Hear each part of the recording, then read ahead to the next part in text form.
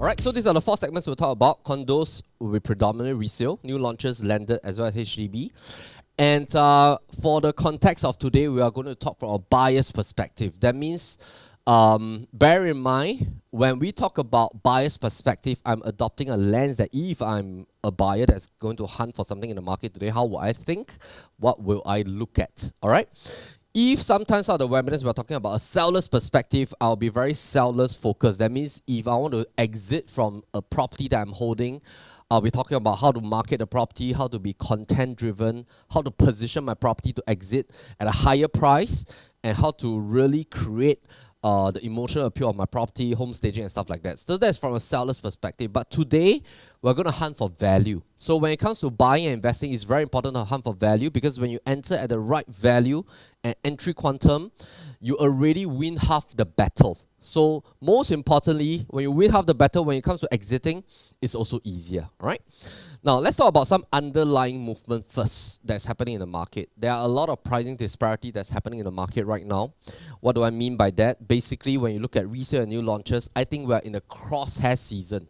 So what is a crosshair season? Is that in the last 2 years, I've been advocating a lot about hunting for very good resale property. So there are certain seasons that I think that resale is severely undervalued. But in this season, starting from this quarter, Q4 2024, until maybe about Q3 2025, before developers gets into a very confident mode and they start pricing it, and of course factoring their land bid price and stuff like that, I would say that this towards maybe another 2 to 3 quarters, we will enjoy a lot of pricing disparity to hunt for new launches at certain price quantum that makes sense. All right, not saying that resale is totally overvalued, but I would say generically a high percentage of resale sellers now are asking for future prices.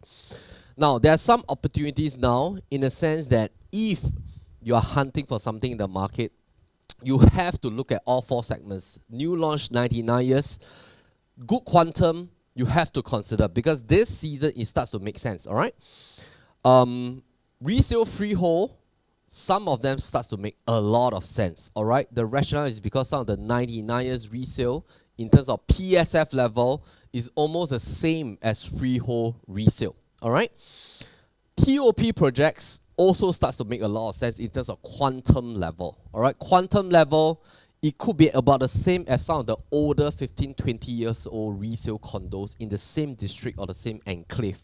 So you need to consider all 4 circles, which is the 99s resale, maybe 10, 15, 20 years old. The projects is just TOP in the last 5 years. Consider them as well. Look at the gap between some of the freehold resale. I'm also going to talk a little bit about CCR as well as some of the new launches. All right. Now, some of the trends that is happening in the market is that the amount of 3 bidders in OCR asking prices that's asking for close to $1.8 million or even 1.8, 1.9 is increasing very rapidly. Now, this shows a huge disparity between the asking price and the actual transacted price. Maybe in certain projects, the transacted price is only 1.6 million, but a lot of sellers are now asking towards the $1.8 million range. This just shows 2 phenomena. Number one, sellers are forward projecting and they are trying to ask for a higher price because they know that this is a chance that they can exit high when interest rate comes down. Number two, they might also be worried about what they can buy if they just exit at, say, the last done price. So for example, let's come to the whiteboard. Maybe somebody is staying in project A. Example, Pongo, all right? But the last done is 1.6 million by their neighbors, but they don't want to exit at 1.6. Why? Because their worry is that if I exit at 1.6, what can I buy with $1.6 million? Maybe there's nothing much for me to buy. All right, even though I take a higher loan and stuff like that, they might think that if I don't exit at 1.8, it doesn't make sense. All right, so this is what we call forward projecting, and this phenomenon too is that if I exit at the last done price, I can't buy anything. The first phenomenon is because they want to exit strong to take advantage of the lower interest rates. So remember, if you have followed with our webinars over the years, I always talk about the fact that when interest rate comes down, FOMO kicks in. Just have a look at what happens at the show flat at Emerald of Katong, Chuan Park. FOMO is kicking in because interest rates are coming down. All right? Now, When I talk about this chart earlier on, about the 4 different circles that you need to look at, this is a very classic example. This is a new launch, balance units, all right? I'm not even talking about when it was launched. When it was launched, it was at about close to $2 million. The balance unit is about 2.1, 2003 PSF. But if you compare with some of the projects that probably is about close to 10 years old, $2,000 PSF, all right, about $2 million.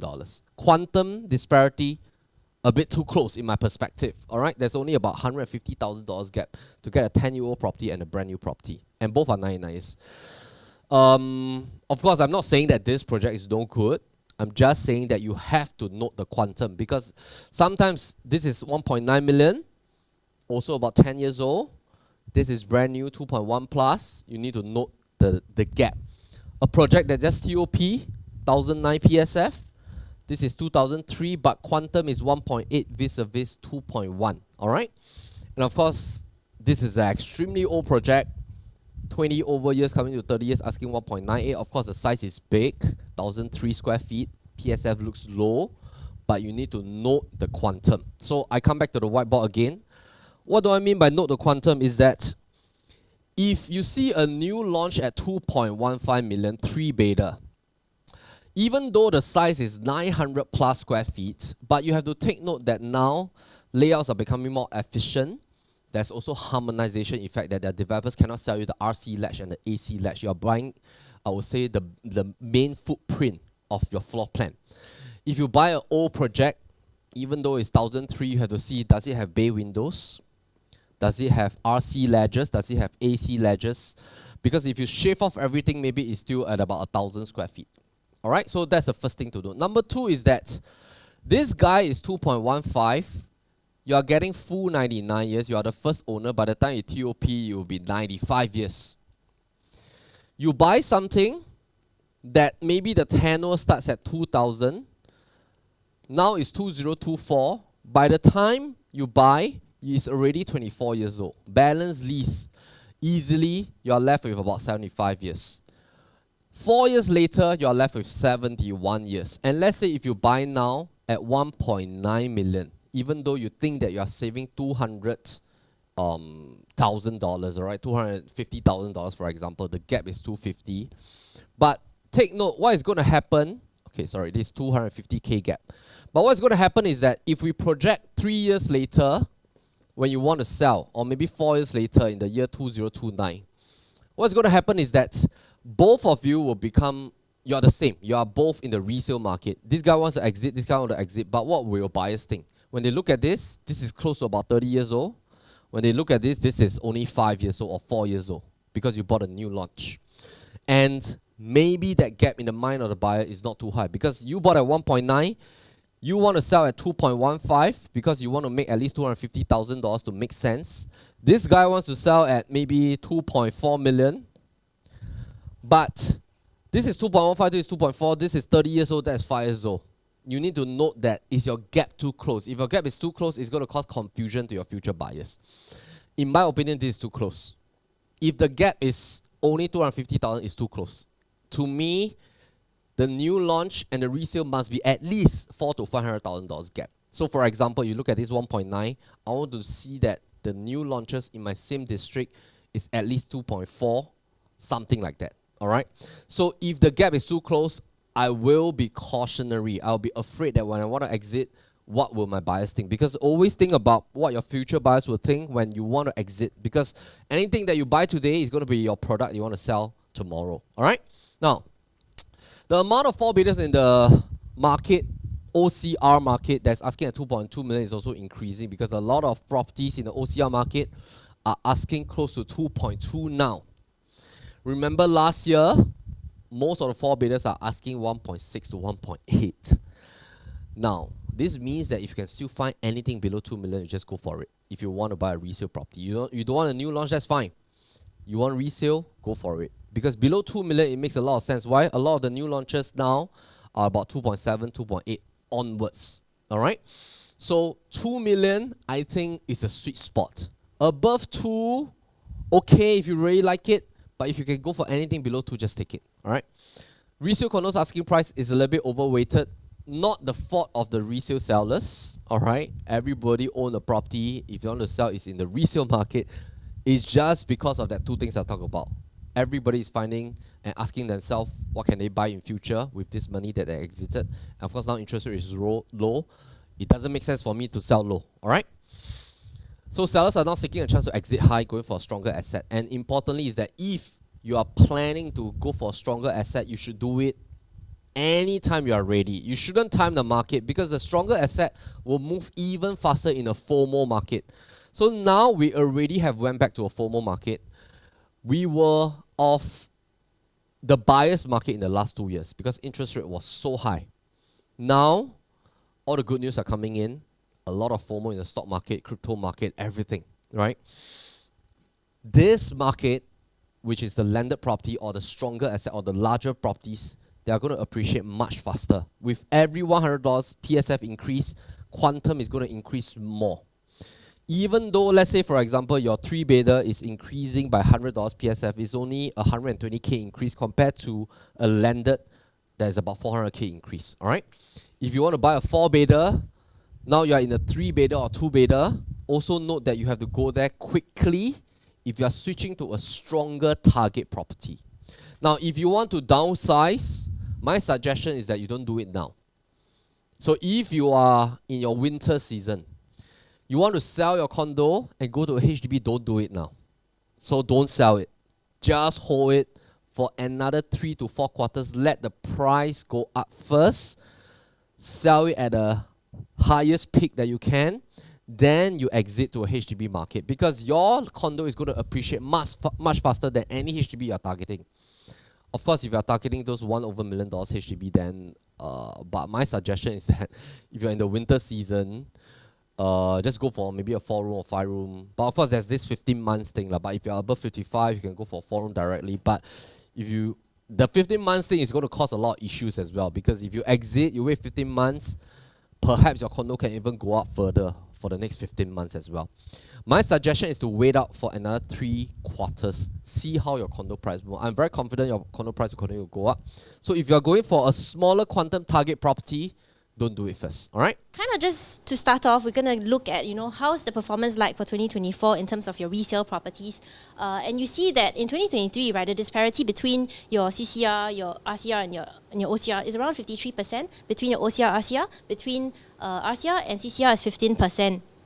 This is 2023. And in 2024, the disparity between all your different regions has actually narrowed. So you see that, for OCR to RCR is 32%, for RCR to CCR is 8%, almost about half of what you saw in 2023. So I think what this tells you is that, OCR resale properties have really increased in terms of the pricing. And like to echo what Melvin said earlier as well, prices for OCR has been inching very, very close to CCR. And there are opportunities in your RCR and CCR region, primarily because your PSF for OCR is already very close.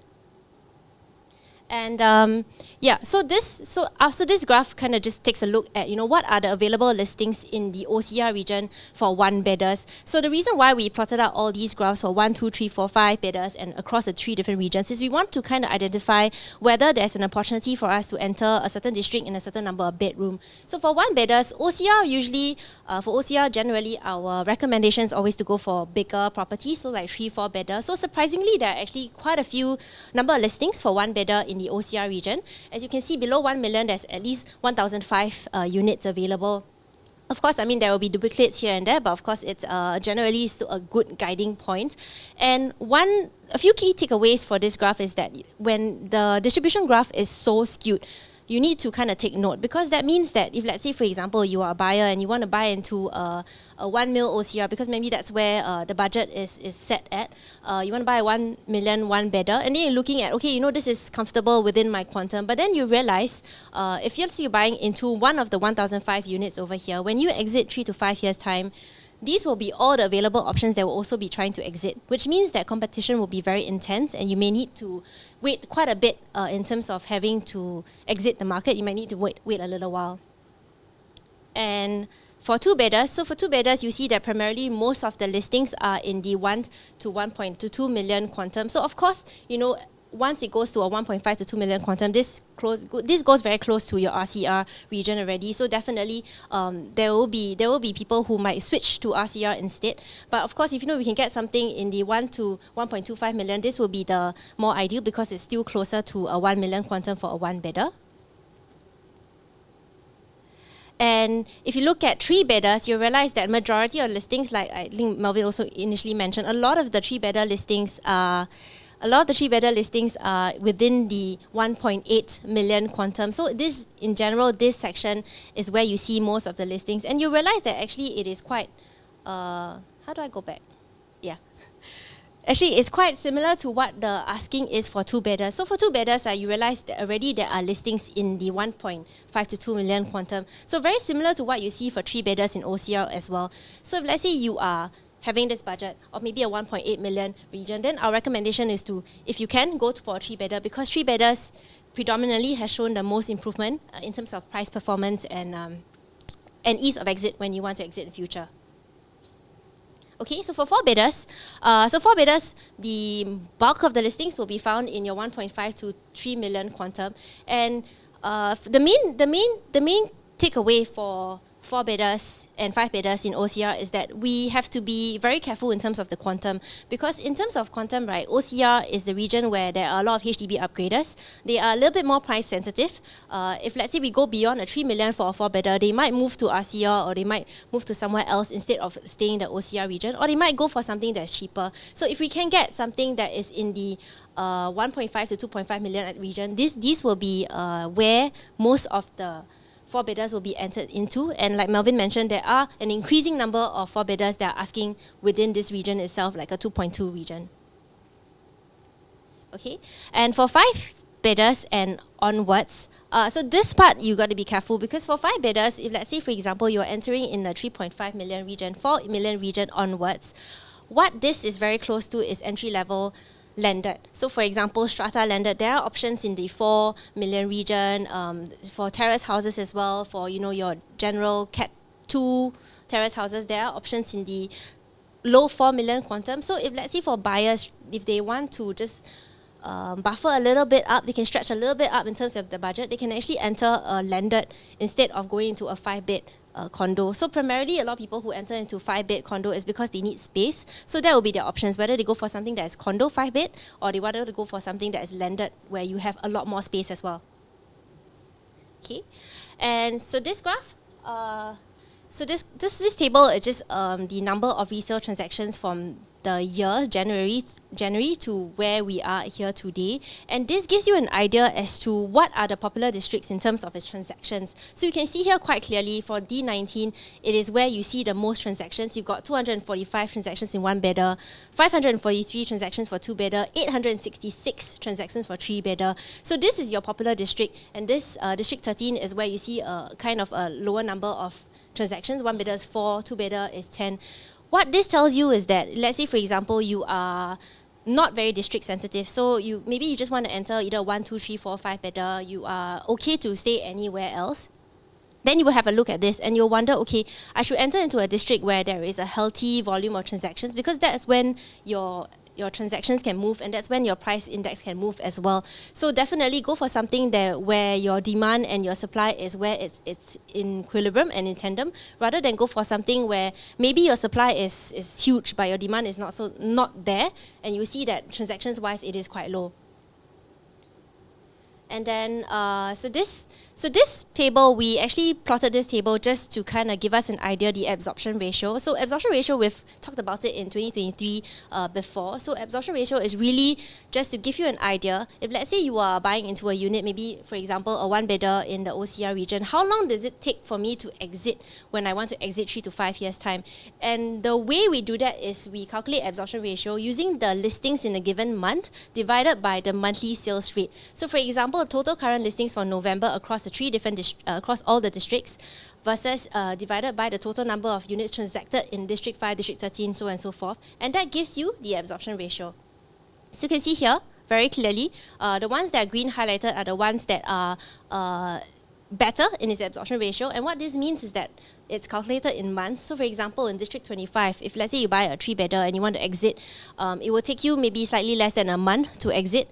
For 4-bedder, it will take you slightly less than 4 months and a half to exit. Whereas when you take the other examples, the red boxes in comparison, District 21, it takes you 1,000 months to exit a 1-bedder. So the difference is honestly quite significant, and it gives you an idea as to, like, for example, if you buy a 3-bedder in District 25, you are assured that the demand and supply there is at fair equilibrium. Demand definitely maybe outstrips supply, so that the unit actually moves quite fast. But if you go into District 21, your demand for 1-bedder may not be very high, but there may be a lot of supply, maybe due to TOP condos, due to new launches, and that makes the exit very difficult in the time when you want to exit.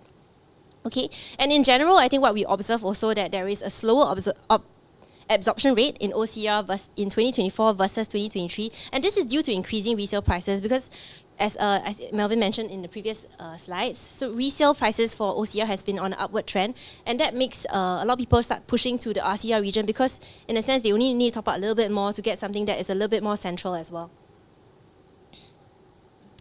And yes. So we also looked at, what are the disparity in terms of PSF for the number of bedrooms, and you can clearly see that 1 and 2 bedders have really moved up ahead of the pack. So 3, 4, 5 bedders are in this cluster over here, and 1 and 2 is over here. And it gives you an idea, there's a disparity between 1 and 2 bedder PSF with the rest. And what that means to you is that the PSF for 1 and 2 bedders in the OCR region are very overpriced. And it might make more sense to go into RCR if you really need to go for 1 and 2 bedders, or even if, let's say, you can stretch a little bit more to your 3, 4 bedder, that would be ideal. Okay. So we'll move on to RCR. So RCR, the same thing. We're going to plot the asking prices for 1, 2, 3, 4, 5 bedder. So again, 1 bedders, you will see that a lot of your listings are below 1 million. So again, comparing to OCR, where you saw a bulk of listings also below 1 million, that means that if, let's say, for example, you have a 1 million budget, you want to go into 1 bedder, you may want to consider RCR region instead of your OCR region. And for 2 bedders, so 2 bedders region, it will move a little bit up to 1 to 2 million. So for RCR, you'll realize that in terms of the numbers, in terms of the asking prices, they tend to be a little bit more close for RCR instead of OCR. So you see that for 2 bedders, you can go to 1 to 2 million. For 3 bedders, you can see that majority of the listings for RCR will be in your 1.5 to 2.5 million region. So it's very, very close to what you see for 2 bedders. So if you want to go for 2 bedder RCR, maybe you can consider a 3 bedder RCR. But if you're going to do 3 bedder RCR in this region, for 2 to 2.5 million, there are options for new launch 3 bedders as well. So maybe perhaps you want to explore a 3 bedder new launch instead of going for something that is resale in this region. Of course, if you can get something below 1.5 million for a 3 bedder RCR, I think that's also good. But chances are these will be a boutique development, so probably in terms of volume of transactions, not the most healthy. And yeah, so again, for higher quantum listings for resale, even in the RCR region, anytime you go into something that is 7 mil onwards, 6.57 mil onwards for a 4 bedder, it is becoming very close to OCR landed. You can get some RCR landed as well within this region for entry level quantum. Again, so if you want to go into this part, then you just got to be careful when you want to exit in future as well. And yeah, so for 5 bedder, 2 extremes, you've got listings that are below 4 million, so these will be better. These will be ideal. Listings that are 11 mil and onwards, and you can see there's 106 listings available for sale. So this one, so if you want to enter into this, I think the main question to ask yourself is, who will be your exit audience when you do decide to exit in the future? Because at this quantum, for Singaporeans at least, they have many options. And if, let's say, we think about, who, maybe foreigners or PRs, but if you realize that majority of the homes are owned by Singaporeans. So actually, if you are depending on that small group of PRs and foreigners to buy your property, 106 listings available for 5 bedder, it might take some time for you to actually move your listing. All right, this chart, we have shown it a couple of times in the last few webinars, as well as our physical seminar as well. Basically, if it's your first time joining us, it's very important to understand what are the key drivers when it comes to condo PSF prices. Now, the key driver